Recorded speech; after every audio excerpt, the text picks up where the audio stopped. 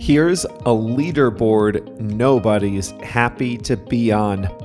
The company's laying off the most workers. Hi there, I'm Jeff, and this is Plain English, where we use current events and trending topics to help you increase your skills in English. JR is the producer, and he has uploaded the full content of today's lesson to plainenglish.com/547. Coming up today, Google, 12,000 employees. Microsoft, 10,000 workers. Meta, the owner of Facebook and Instagram, 11,000. Amazon, 18,000. Salesforce, about 8,000.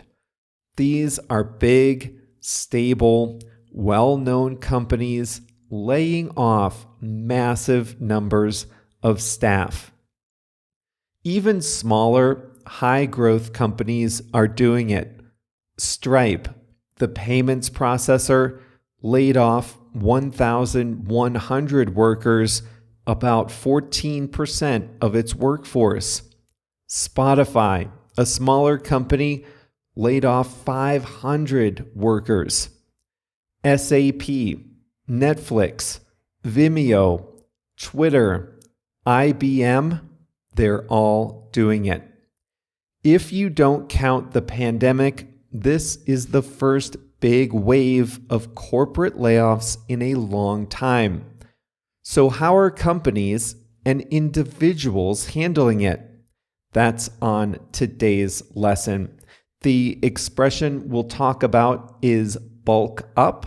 And speaking of JR, we also have a song of the week for you.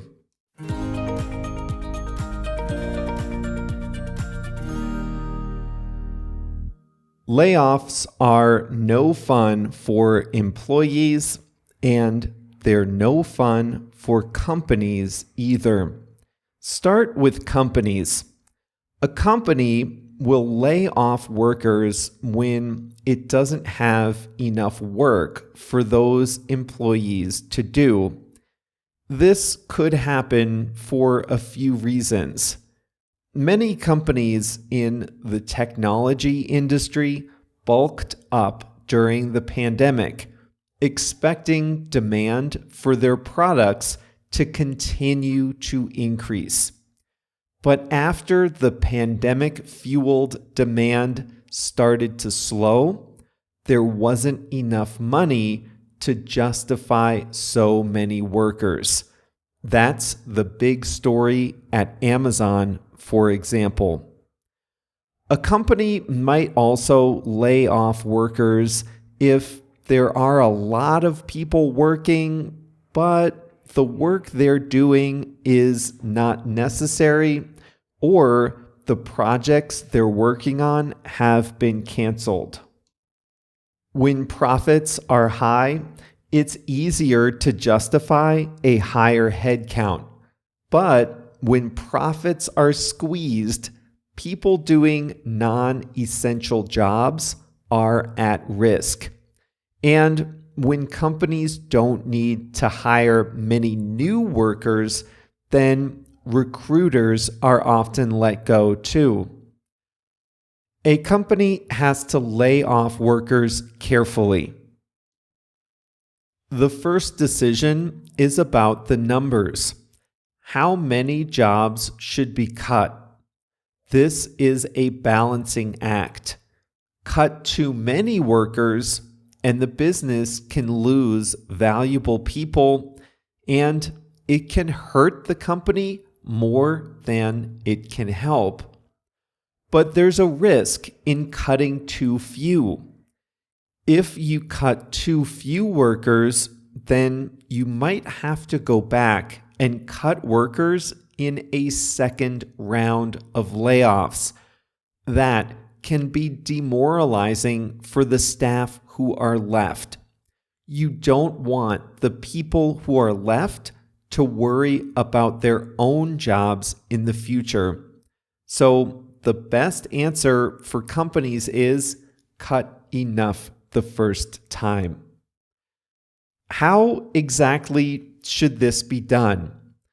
I survived multiple rounds of layoffs during the financial crisis in 2009. My company was typical at the time. Layoffs happened on a Friday afternoon.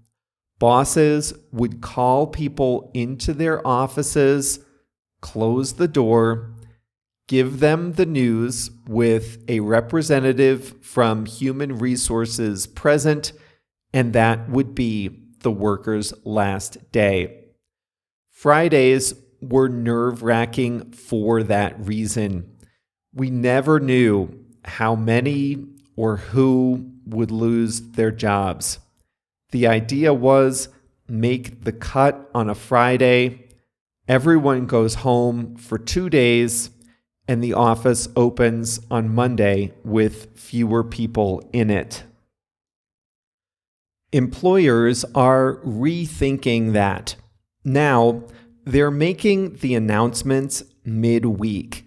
This lets laid-off employees ask questions of their supervisor and human resources in the next couple of days rather than having to wait a whole weekend to get their questions answered. Companies are also trying to be more upfront, telling employees about plans and trying to be as transparent as possible. This is a change from the more secretive approach of the past. What about remote workers? It seems cold to lay off a worker on Zoom. In fact, early in the pandemic, a company called Better.com gathered 900 people on one Zoom call and fired them all in one fell swoop. This is not the recommended approach. Better.com did not live up to its name in this case. But is it truly better to call people into the office just to tell them they're out of a job? That almost seems more heartless. Companies today are conducting layoffs in one-to-one Zoom calls. A lot of employees seem to prefer it. After the call, they can process the news at home rather than in the middle of an office with everyone else looking on. So, how is it for employees? It's a shock, it's embarrassing, and it can be financially perilous depending on the person's savings, expenses, and dependents. In the moments after receiving the news, there are a few key things people can do to make the best of a bad situation. The first is to negotiate a severance package if that's available. Every country is different, but companies are often not required to give severance. But as an employee, you should know the law in your country or your state and make sure the employer respects it. You can also try to get the biggest severance or an extension of benefits if that's appropriate. The next thing to do, and this is hard because it can feel embarrassing, but the next thing to do is to tell as many people as you can. I've never been laid off, but I think this would be the hardest thing for me. After a layoff, people feel embarrassed, like they weren't worth it, like they didn't make it, like they failed. And the last thing they want to do is announce that to the world. but that is the best thing. Get right back out there. Tell people in your network that you're available and looking for new work, assuming you are, especially in times where there are lots of layoffs. Other employers won't look at a laid off worker like a failure. The smart companies will consider it an opportunity. One company's loss can be another company's gain. And the final tip is not to overreact and not to burn bridges. You'll feel terrible in the moment, but that's not the time to ruin relationships with the company, badmouth the company to customers, or steal data. That would only make a bad situation much, much worse.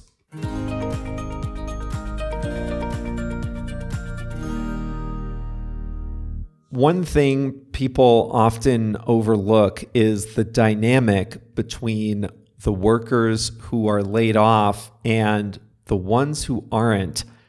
This was the hardest thing for me back in 2009 when I kept my job, but time after time, I saw colleagues get laid off. It's hard. People are friends at work. So what do you do if you survive, if you keep your job, but a close work friend loses his or hers? You can ask how they're doing. You can say you're sorry. You can express kindness, compassion, and friendship. It's not unlike what you might say after someone has died. You don't want to be falsely positive, saying things like, everything will be fine, you'll see. But you can say, I'm here to listen.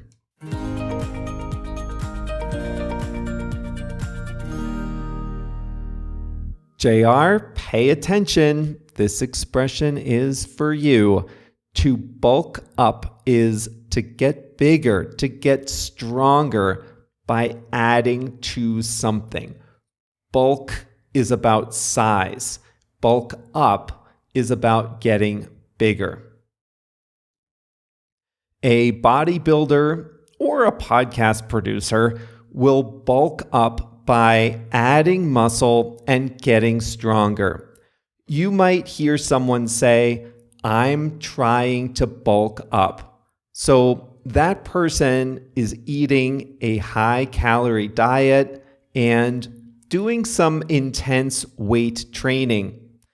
If a person bulks up, the person is adding muscle and getting stronger. But that's not how you heard it in today's lesson. No, what I said is that big technology industry companies bulked up during the pandemic. What that means is those companies hired a lot of people. They got stronger by adding to their workforce. Amazon bulked up during the pandemic means that Amazon added a lot of employees during the pandemic. But now, what happened? They realized that they bulked up a little too much. They added too many people, so they had to lay off a lot of workers. If you don't give any more context, a company that bulks up is adding employees. But a company can also bulk up a product or a line of products. Disney launched a streaming service called Disney Plus. The main advantage is it has a great library. Disney has a huge history of films to offer from Disney's own history. Apple TV, not so much. Apple TV created some good news shows, but a few good news shows are not enough to keep subscribers. So Apple is trying to bulk up its library. Apple is trying to make its library, the number of shows available. Apple is trying to bulk up its library by creating lots of new shows and buying the rights to old ones. They're bulking up their library. They're making it stronger by making it bigger. When you think of the biggest, most influential technology companies today, what do you think of? You might say Microsoft, but you might not say that first or second or even third. But time was, Microsoft was the company to beat in the tech industry. That was the 1990s. Then they totally missed the social media and mobile revolution. Today, smartphones running the Windows Phone operating system have a vice grip on 0.4% of the global smartphone market. Well, Microsoft does not want to miss the next tech wave. So Microsoft is bulking up its capabilities in artificial intelligence, or AI. Microsoft recently invested in OpenAI, the company behind the new ChatGPT bot. They are adding these capabilities, making their AI offerings stronger, so we say they are bulking up in artificial intelligence.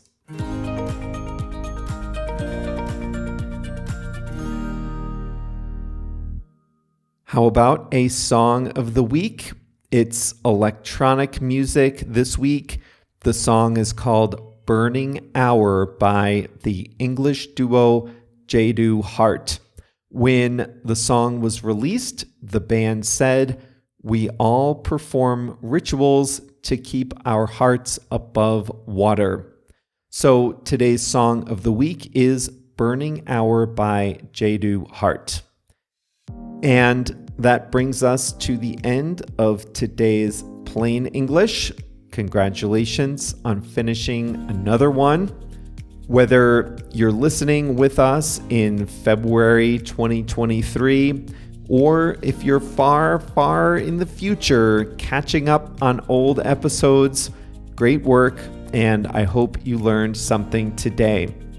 If you'd like to learn even more about today's topic, then check out the full lesson at plainenglish.com/547. We'll be back on Monday with even more. See you then.